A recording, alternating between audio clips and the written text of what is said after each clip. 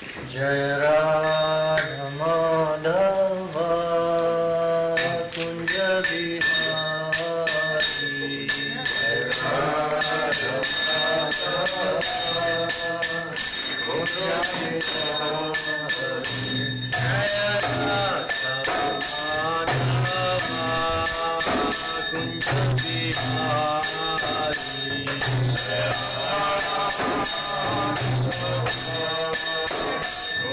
कुंज बिहारी जय राधा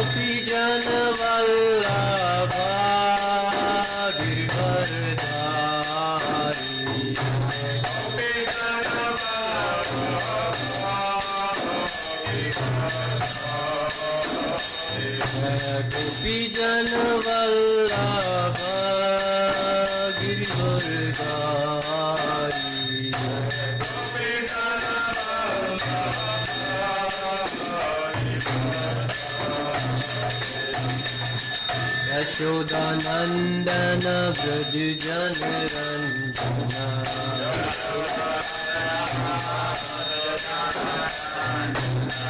यशोदानंदन ब्रज जन रंजना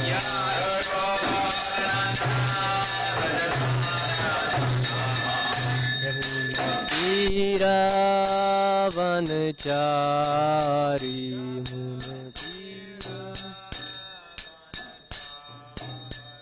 यमुना तीरा वनचारी यमुना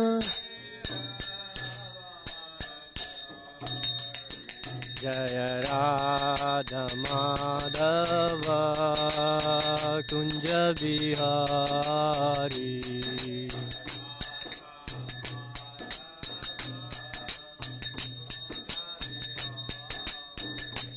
जय राधा माधव कुंज बिहारी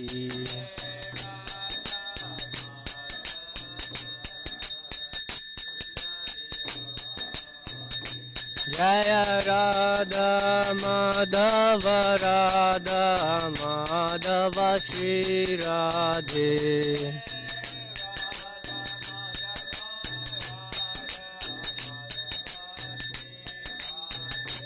जय राधा माधव राधा माधव श्री राधे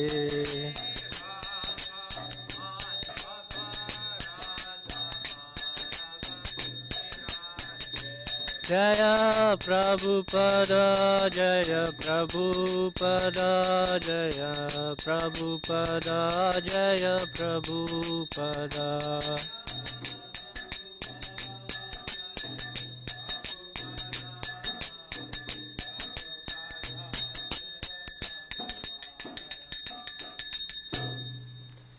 जय ओम विष्णुपाद परमहंस परिव्रजकाचार्य स्तोत्र सत अभय चरणारविंद भक्ति वेदांत स्वामी प्रभुपाद की जय। इस्कॉन फाउंडराचार्य बीबीटी फाउंडराचार्य श्रील प्रभुपाद की जय। जय ओम विष्णुपाद परमहंस परिव्रजकाचार्य स्तोत्र सत श्री श्रीमद भक्ति सिद्धांत सरस्वती ठाकुर गोस्वामी महाराज प्रभुपाद की जय। अनंत कोटि वैष्णव वृंद की जय। ग्रंथराज श्रीमद्भागवतम की जय। निताय गौर Premanandi Hari Hari.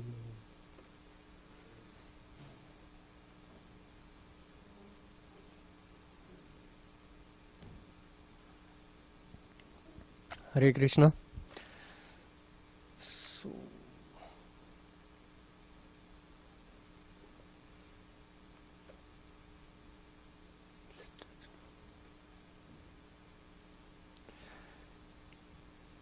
So we'll read from Srimad Bhagavatam, Canto 4, Chapter 7. The sacrifice performed by Daksha. And today we will do text 5, I think.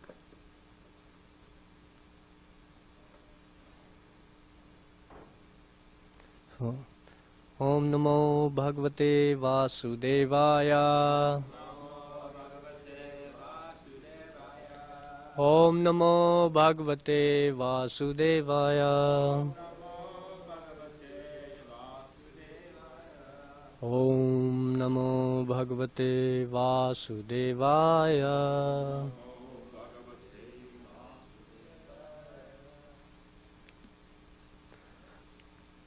I'll read the synonyms first. Bahubhyam, with two arms. Ashvino, of Ashwani Kumara. Pushna, of Pusha. Hastabhyam, with two hands. Krita Bahavaha, those in need of arms.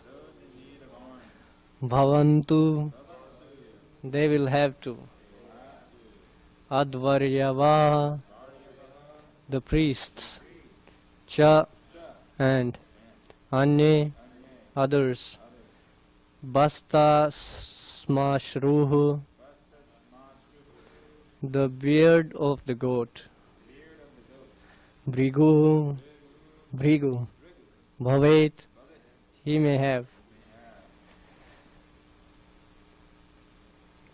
There is no text on the board, so if you have your phones, you can read from there. Bahubhyam asvino pushno.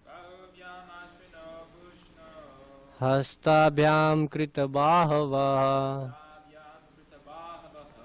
Bhavantva advaraya vaschane.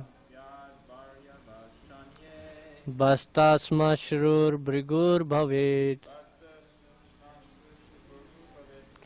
Bahubhyam ashvino pushno.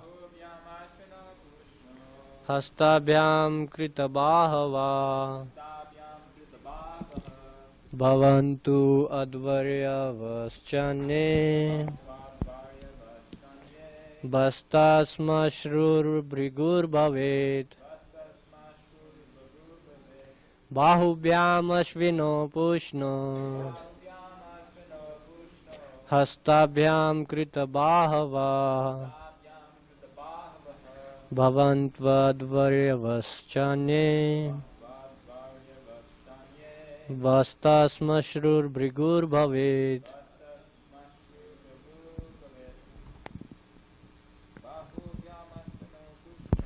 Bahubhyam ashvino pushno. Hastabhyam krita bahava. Bhavantva dvarya vaschane. Bastasma shrur brigur bhavet.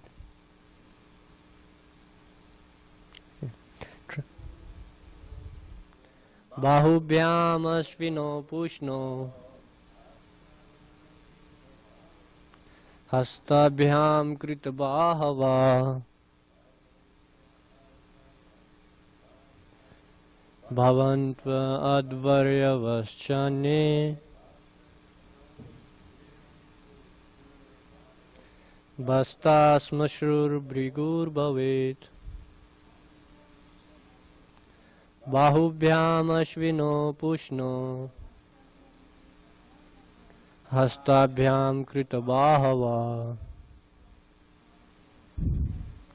Bhavantva advarya vaschane.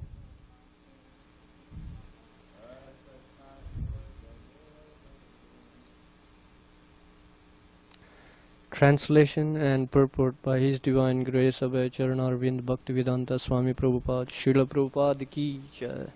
Translation. Those who have had their arms cut off will have to work with the arms of Ashwani Kumar, and those whose hands were cut off will have to do their work with the hands of Pusha. The priests will also have to act in that manner. As for Bhrigu, he will have the beard from the goat's head. Purport. Bhrigu Muni, a great supporter of Daksha, was awarded the beard of the goat's head, which was substituted for the head of Daksha. It appears from the exchange of Daksha's head that the modern scientific theory that the brain substance is the cause of all intelligent work is not valid. The brain substance of Daksha and that of God are different, but Daksha still acted like himself. even though his head was replaced by that of a goat. The conclusion is that it is the particular consciousness of an individual soul which acts. The brain substance is only an instrument which has nothing to do with real intelligence. Real intelligence, mind and consciousness are part of the particular individual soul. It will be found in the verses ahead that after Daksha's head was replaced by the goat's head, he was as intelligent as he had previously been. He prayed very nicely to satisfy Lord Shiva and Lord Vishnu, which is not possible for a goat to do. Therefore, it is definitely concluded that the brain substance is not the center of intelligence. It is the consciousness of a particular soul that works intelligently. The whole movement of Krishna consciousness is to purify the consciousness. It doesn't matter what kind of brain one has, because if he simply transfers his consciousness from matter to Krishna, his life becomes successful. It is confirmed by the Lord himself in Bhagavad Gita that anyone who takes up Krishna consciousness achieves the highest perfection of life, regardless of whatever abominable condition of life he may have fallen into. Specifically, anyone in Krishna consciousness goes back to Godhead, back to home, on leaving his present material body. Om Jnana Timirandasya Jnananjana Shalakaya Chakshurun Militam Yena Tasmai Shri Gurave Namah Shri Chaitanya Manovishtam Stapitam Yena Bhutale Swayam Rupa Kadamayam Dadati Swapadantikam Jai Shri Krishna Chaitanya Prabhu Nityananda Shri Advaita Gadadhar Shivasadi Gaura Bhakta Vrinda Hare Krishna Krishna Krishna Hare Hare Hare Rama Rama Rama Hare Hare. Thank you, Prabhu, for the opportunity to give a class here.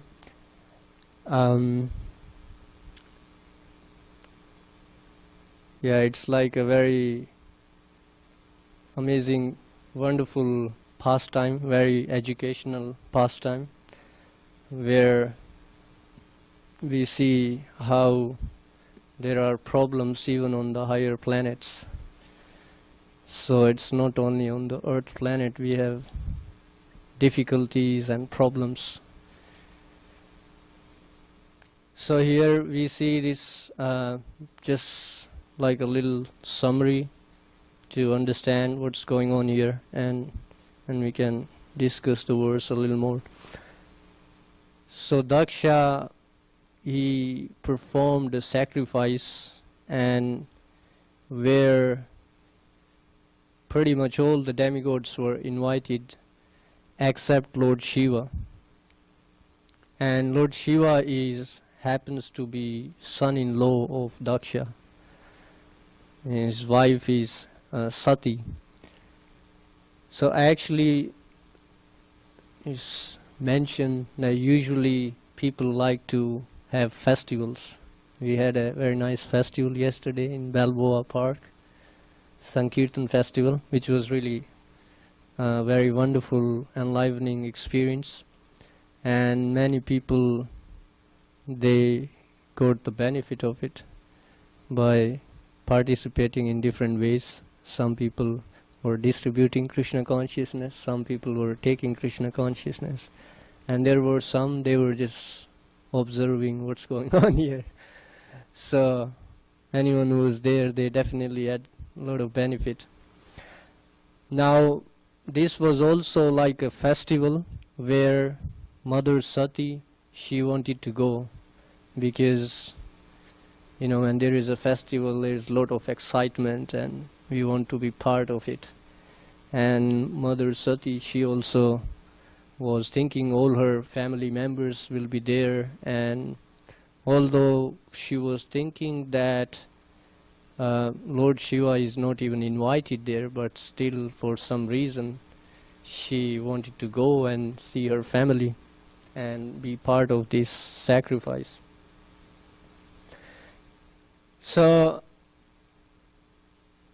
she even like asked Lord Shiva if she should go for this, and kind of Lord Shiva didn't really say that you should go, but he kind of left it to her to decide.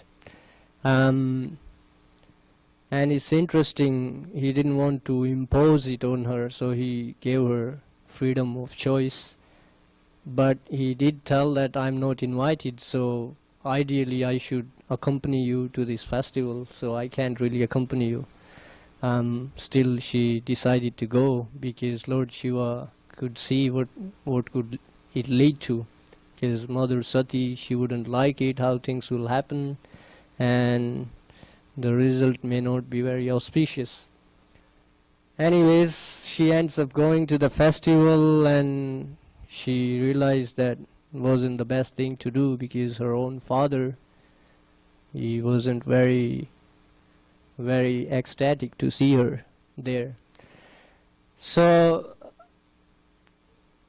things didn't turn out as she was hoping them to be, and the sacrifice didn't end in a way it was hoped to end, like to create auspiciousness and good fortune. But it ended the other way, and as we heard in last few verses, how there was a lot of destruction. Some people lost their heads, some people lost their teeth, some people lost their hair, some people lost their beard. So lots of destruction going on here. Now here we see, actually after this, so the whole thing happened because Lord Shiva wasn't invited, and apparently it should have been done. So Lord Brahma went and appeased Lord Shiva and kind of glorified him, and okay, Lord Shiva is Ashutosh, so he becomes easily angry and becomes easily pleased. So then Lord Shiva, he agreed to fix up the things. So it's mentioned, it reminds me of the past time where Vidura was kind of offended by Duryodhana. He made a very kind of harsh comment, and that's when Vidura decided to leave the palace of the Kurus, and he went on a pilgrimage, and that's where he happens to meet Maitreya Muni, and we see this conversation is happening.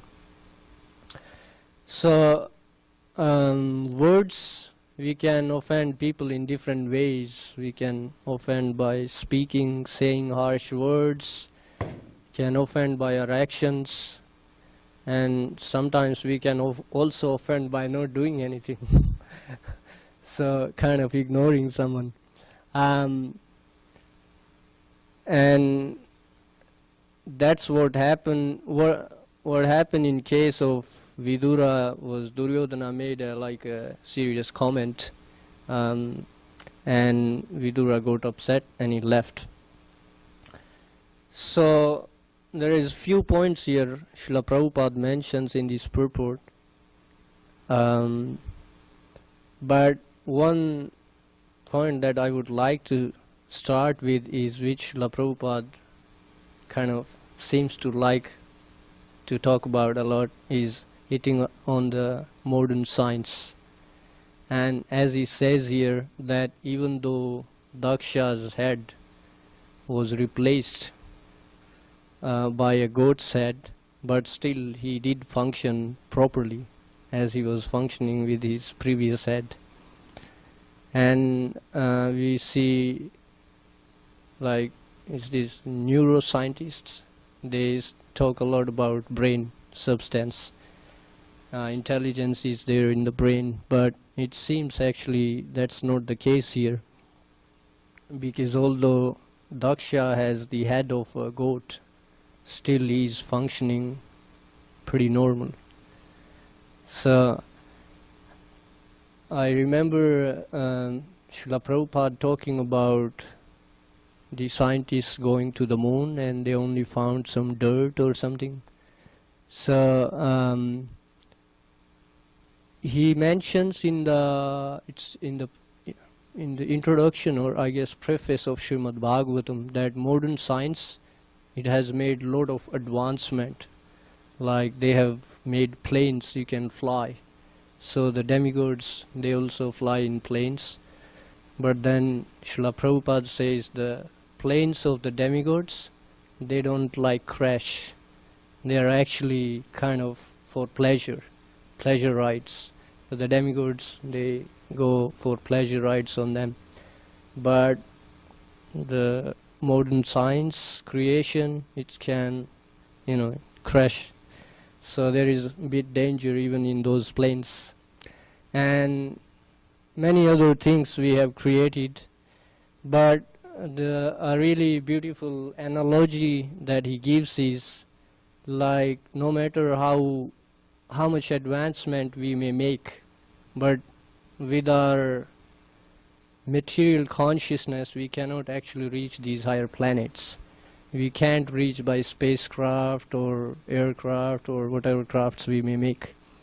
But the only qualification to get there is cultivating higher consciousness.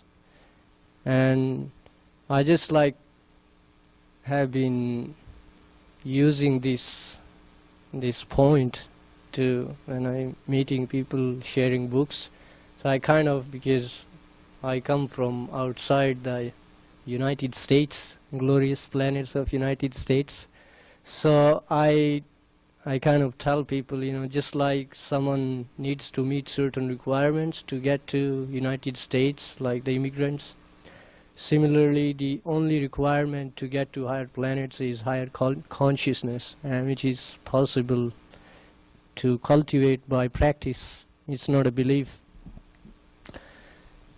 So we can see that in action here, because the people who are already in advanced consciousness, they can make these things happen very easily. Like for some doctor to do this surgical operation on someone, replace the head, may be very difficult to do, but Lord Shiva could do it very easily. So when we have higher consciousness, there are many things that we can do that we may not be able to do with our material consciousness. And there is a very beautiful example of this in life of King Bharat Maharaj. So he was like a very powerful king ruling over the planet, and then he kind of realized in his life that at certain point he wants to renounce the kingdom and practice, take to spiritual practice and cultivate advanced consciousness. And he left the kingdom and he was practicing, and he actually, it's mentioned in Srimad Bhagavatam, he attained to bhava state, which is very advanced state. But then it happened that there was a deer where he was practicing in the forest, and he kind of slowly developed affection for the deer. And then when the time to leave the body came, he was thinking of the deer. And it happened that next life he got the body of a deer. But by the grace of the Lord, and because of his advanced practice of bhakti, spiritual practice, he was able to remember everything from the last, from where he stopped in his last life, and he could continue that in his next life. Even in the body of a deer, he could remember his spiritual practices, and he could continue it. So the actual intelligence comes from the source of all intelligence, Krishna. And as we know from Bhagavad Gita, Krishna himself confirms it in the verse 15 of chapter 15, Sarvasya Chaham Hridir Sanivishto Matta Smritir Jnanam Apohanam Cha. So remembrance and forgetfulness comes from him. It's mentioned that Krishna as super soul in the heart, for a devotee, he reminds him of Krishna consciousness. But to a materialist, he helps him forget Krishna consciousness, so they can enjoy on material platform. And just other day, me and Devavrata Prabhu, we were reading this chapter 15 of Bhagavad Gita. Is so many details there. There are a few verses which actually talks about, doesn't matter, like in the purport here it says, doesn't matter like how degraded condition one may be in, but it's possible to take to spiritual practices. It's possible to remember Krishna. How's that possible?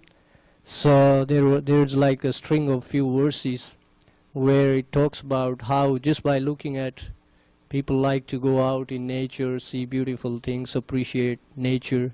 So there are many things, just by appreciating those things we can actually remember Krishna. I remember one very beautiful example. Actually, Srila Prabhupada gives, like a person may be addicted to drinking alcohol. Even they can, make a start in spiritual practice. Just by thinking that this taste that they are getting from this alcohol is actually Krishna, that taste. They can remember and they can progress from there just by thinking like that. And like I was in New Zealand for some time, so there the devotees, they do Harinam every Friday evening on the main street in Auckland City. And it's the temple president there, Kala Shambhar Prabhu. He's like really very he carries like beautiful energy around him, and he's doing Harinam, and so many people, they like wave to him, come and start dancing with him. And there was like one person, he was like in a van, and he's like, there is the light, he's standing at a light signal, and he's like honking horn as if he's like kind of dancing with the Harinam party and waving at him. So what used to happen, every week we go there, and usually there were some bars on the way. So there, every week it used to happen, there was one guy who would like wear a Shiva printed t-shirt, and when the Harinam party goes out, he would come with his mug of beer in his hand, and he would dance with us. Especially like seeing Kala Shambhar Prabhu, he would come and he would be like, Hare Krishna, Hare Krishna. So he would come and then he would dance for like few seconds and then go back to the bar. So carry on his drinking. But that was pretty good start for him, because there were so many more. They probably, many of them didn't even bother what's going on. Who cares for what these guys are doing. But this guy, every week he would come and he would chant for a few seconds, and he'd go back and get to his drinking. So I think he was making pretty good start, because every week he's chanting for some time, and then hopefully he will kind of take a little more at some point of in his life. So the point is, like, one can appreciate spiritual practices at any moment, in any condition of his life. Even Prahlad Maharaj, he tells Hiranyakashipu that you think that all these other people or Vishnu is your enemy and he has harmed you, but it's not Vishnu, it's actually you yourself. You are your own enemy, because you cannot even control your own mind and senses, and you expect me to kind of accept you as the the supreme person or someone who knows everything. So Prahlad was like a little child, only 5 years old, but his consciousness was so advanced that he wouldn't just agree to someone because he's very powerful or because he's very wealthy or because he thinks he's very intelligent. One may be, very kind of senior in age or in strength or in wealth or in body or whatever. But if our consciousness is very low, then a person who is in a higher consciousness, he wouldn't value. Like Srila Prabhupada, he could speak so strongly against scientists, against politicians, against even the different governments. He could say that this is not going right. Like he could say United Nations is not able to achieve its aims that they have made United Nations for. He's saying just the number of flags is increasing, nothing more. Like there is no peace in the world. So just the number of flags keep increasing every year, but not much is being done on the ground. He's saying just by chanting Hare Krishna mantra, we are seeing that so many young people are coming and taking to this spiritual practice, and they are able to give up so many addictions that they are not able to give up otherwise. So it's a practice, and by practice one can. I like how His Holiness Devamrita Swami Maharaj he says that when you are studying science, you go to the laboratory, you do the experiment, and you get the result. So that's how you can conclude, okay, this process works. So he says, like, we try so many things. So at least we should try this experiment, and then, from the results we can see if it works or does not work. So we should not judge without experimenting.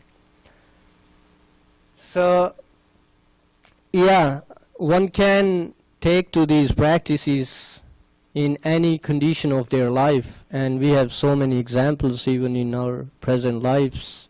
We can even take our own example where we were and how we got introduced to this practice, and if we had some addictions, how we were able to give them up. But here we see Daksha, he has a big problem because he doesn't like Lord Shiva, who is like a very advanced soul. Although Lord Shiva is not affected at all, he doesn't care like if Daksha likes him or does not like him. But it does lead to many difficulties for Daksha himself. Lord Shiva didn't have any problem, but it's the problems arise for Daksha. So I was thinking personally for myself or any person who would like to improve on themselves, they can think for themselves that it's actually for our own benefit that we cultivate these good qualities, we cultivate higher thinking, higher consciousness by these practices, because by doing that we are doing our own selves a great favor, because otherwise we would become a problem for others. So that's one lesson I'm taking from this pastime here. And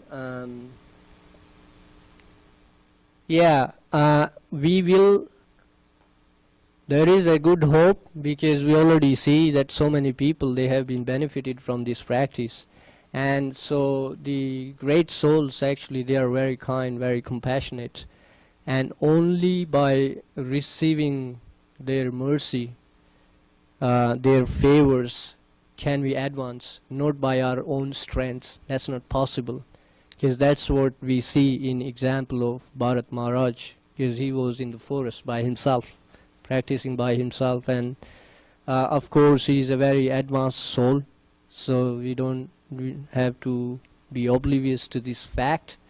And it makes this point even more significant, because even if an advanced soul goes and practices in solitude, it could lead to problems, it could lead to difficulties, and therefore we have ISKCON, the society of the devotees, where we can come together and practice together and work nicely. Like yesterday, it was so beautiful at the festival, so many devotees working together, and it just created such a good atmosphere, such a good ambience that people were just getting attracted.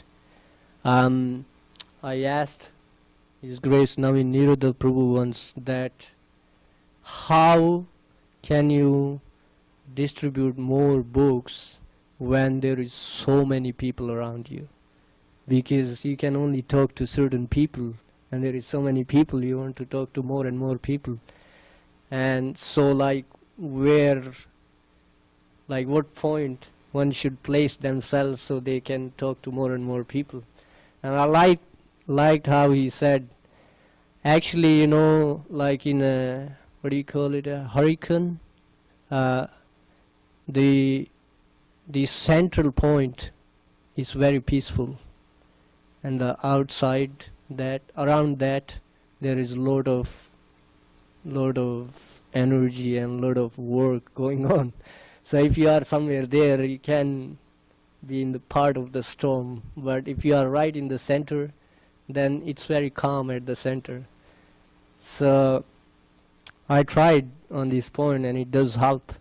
So when we have when we have our mind, our intelligence playing with us, or we have some challenges, some difficulties, so we need to get to the central point.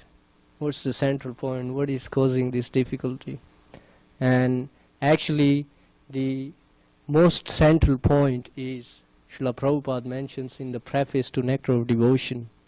He says we may have everything else like perfectly arranged.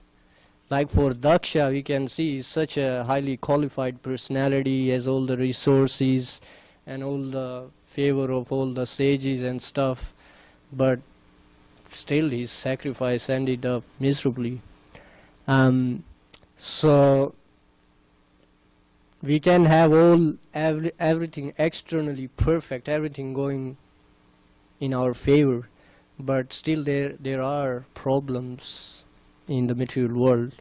And why are these problems there? Because when things are not connected to the central point, that's Krishna.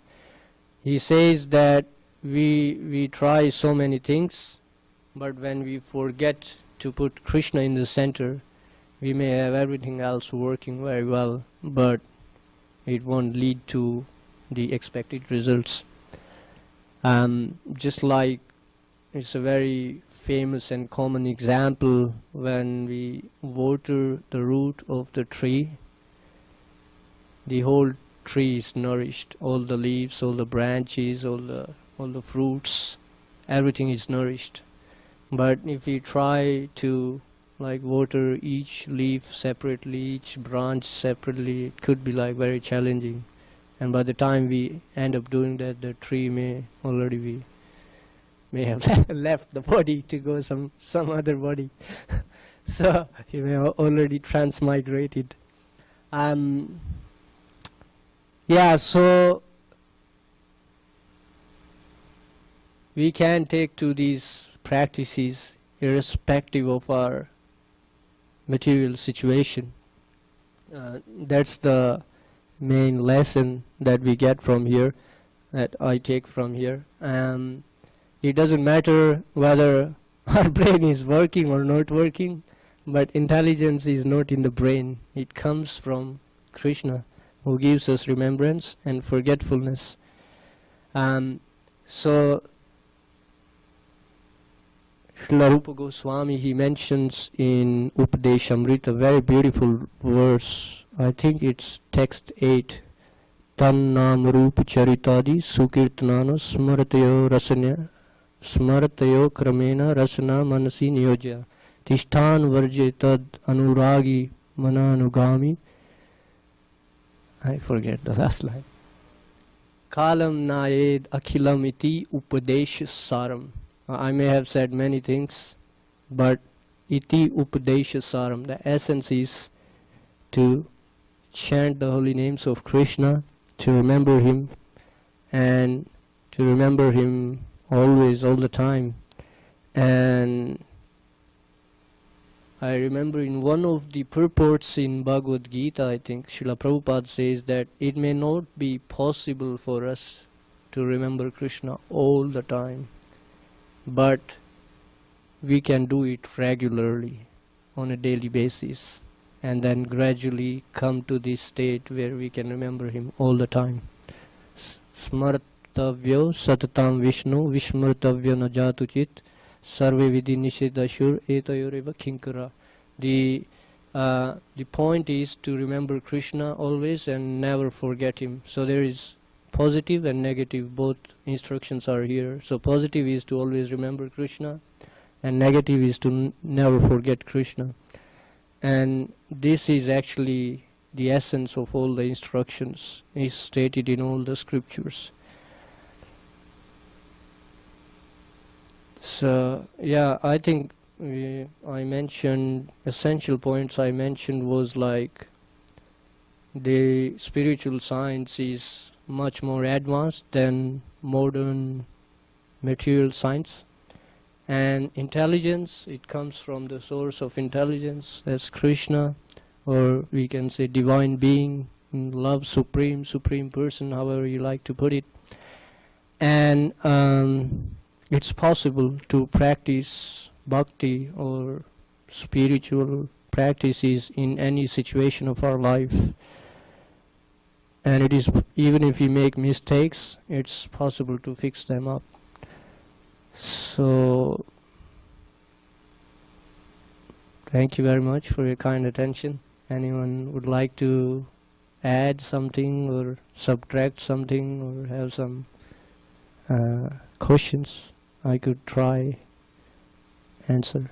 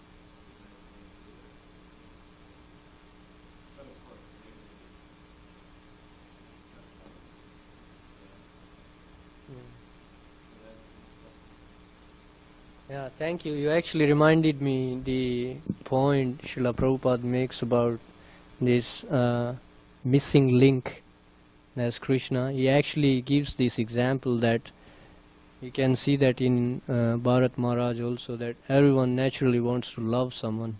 Everyone wants to give their deep affection to someone. So, and he even says that sometimes when you don't have anyone, people get pets. And these days we see many people have different kinds of pets. And one devotee, he actually gave an example. He said that many people have dogs as pets. And you see some of the dogs, they have such a good life actually. I've seen some dogs traveling, riding in good cars, really good cars. Many people probably don't even get to sit in such a car their whole life. So that's a pretty good dog. So he was saying that rather be dog of a good master than be a dog of some fool or someone. I thought that was pretty impressive. Be a dog of a right person. And there is, I think it is in prayers of Bhakti Vinod Thakur, he says, I want to be the dog of a devotee. There is a prayer like this. Like, I am happy to take birth in the house of a devotee, even in any birth, even as a dog. But I don't want to take birth in a materialist's house. So yeah, everyone wants to repose their affection. So unless we repose this affection in the devotee, in the spiritual master, with Krishna, then we'll end up giving this deep affection somewhere else. And it just happens because of the trap of illusory energy of the Lord, because we forget Krishna, so the illusory energy gives us shelter. Wow, this is the best thing at the moment to do, and there is nothing else that can be done. But if we just somehow or other try to remind ourselves that there is no other better friend than devotees and Krishna, then we could save ourselves so much trouble. So yeah, thank you for reminding me also. Yes.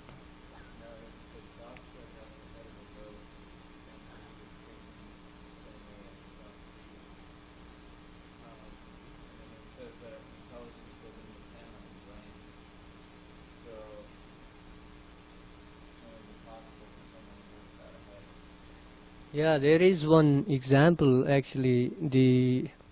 He's the son of Bhima, I'm forgetting the name. He actually was so powerful that he could finish the whole battle of Mahabharata in a day. So he wasn't allowed to come to the battlefield. But his head was cut off, and just his head was sitting, and he was given the consciousness by Krishna to actually see the whole battle. So when the whole battle was over, and then he was asked, so who was actually, fighting the best? And he was saying, like, you guys were just like kind of participating, but it was Krishna actually who killed all these people. So he could see the whole battle without his body, just his, like, it was chopped off, I don't know where it was, but just his head was there, yeah, just face and head was there, and he could see the whole battle. And when I heard this, I was like, really? So, and practically actually there is one devotee in New Zealand, like if really want to so he had like a car accident, and apparently, like, I don't know the whole detail, but his like whole brain part is like kind of empty because it was totally damaged. But he does so amazing service, he gives good classes, does amazing kirtan, and he actually sleeps very little because he has some knee injury also, so there is a lot of pain. So actually he sleeps maybe only 2-3 hours, and he keeps chanting whenever he's not doing any service, so he's always chanting. So I asked him one day, when we are new bhaktas, we are like really want to be a Goswami in few days. So I had read some verses about I think it was Nectar of Instruction or something. So I was asking him, how is it possible? In the Sad Goswami Ashtaka, how the Goswamis, just by chanting and dancing and engaging in devotional service, they conquered overeating and sleeping. So I was asking him, how can you reduce your sleeping? But he was saying that actually chanting Hare Krishna is so sweet and so relaxing that if you get that taste, you wouldn't want to sleep because you're already more relaxed by chanting. So of course I couldn't understand the whole purport of it, But I could, he also told me practically what you can do to reduce sleep. He said you can try reducing little by little, and there are many other practical things you can do, like eat at regular times, sleep at regular times, and slowly you can decrease. And then hopefully by regular practices and not making mistakes, you would develop taste for chanting. So then slowly you could conquer your sleep, and gradually eating, and gradually you could, by receiving devotees' mercy, you could even be chanting all day and just getting bliss. That's what Lord Chaitanya came to teach us, right?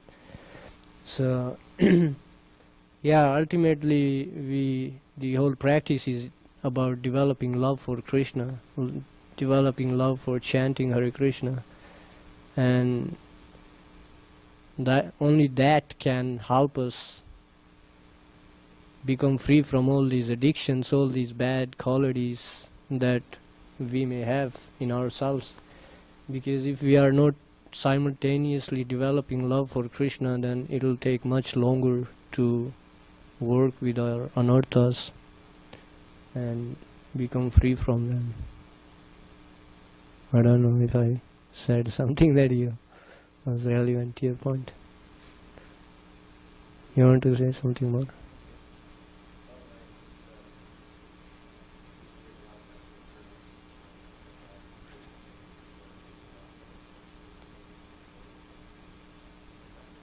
Yeah.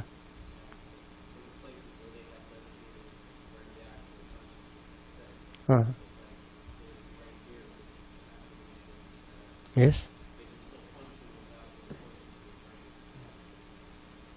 Yeah, I actually heard like a popular example His Holiness Devamrita Swami Maharaj he gave in one of his university lectures actually, and he was saying that the scientist, there was one student, he had no brain substance, and he was like the most brilliant student in his college studying mathematics. So they did an experiment on him. The doctors, they did an experiment, and they actually found out he has no brain substance, but he is the most intelligent student. So I was actually talking to one neurology student, and this student couldn't accept it, and I even gave the name of the scientist like who kind of confirmed this thing, and this student was he's a like old scientist, now there are so many more advancements in neurology. I was like, what? So like what he did was like, he means nothing if you have done more experiments. So like, why you studying then? Because the previous thing has no value anyways. You should be working on doing something new, and that will become valueless after some time. So what's the point of study anyways? Yeah, I mean, they will keep coming up with arguments like Srila Prabhupada says that scientists, they will say, oh, we are working on a way to conquer death, and just soon we will find it out. We are working on it. It's just a matter of little time. But it's like there is already so much time gone. They have never found out. So.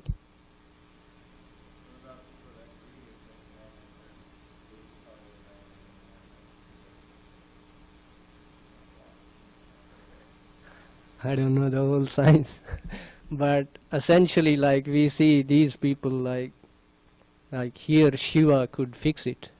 So I guess, like if they approach a Vaishnava, possibly they could say some prayers, and like you remind me of this. I just say this and probably will finish here.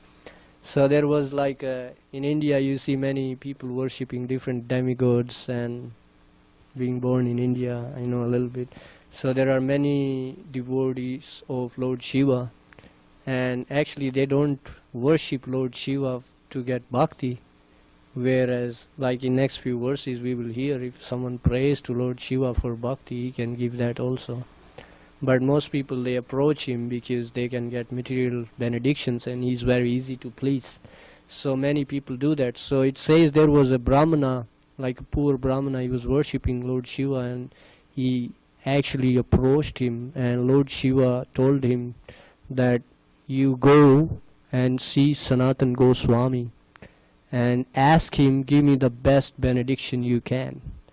So this Brahmana, he went, approached Sanatan Goswami, and he asked him that Lord Shiva has sent me to ask you for the best benediction you can give me. So Sanatan Goswami said, you see the pile of rubbish there? There is like a beautiful touchstone sitting there. So you can take that. So this Brahmana, he took the touchstone and he went. On the way he's thinking, hey, hang on. Like if this was the best benediction, why did he have in the pile of rubbish there? Maybe he has something better. Let me go back to him. So he comes back. So this is intelligence. So he comes back and then he's like, I don't think you gave me the best benediction because Lord Shiva sent me to ask you for the best thing you have to offer. And then Sanatan Goswami kind of laughs and he says, you go, there is like a river nearby, just throw the stone in the river and come back. And then we'll talk about the best thing. So then he comes back and Sanatan Goswami, he asks, gives him, initiates him in chanting Hare Krishna. Oh, Hare Krishna. Thank you. Srila Prabhupada ki jai, Grantaraj Srimad Bhagavatam ki jai.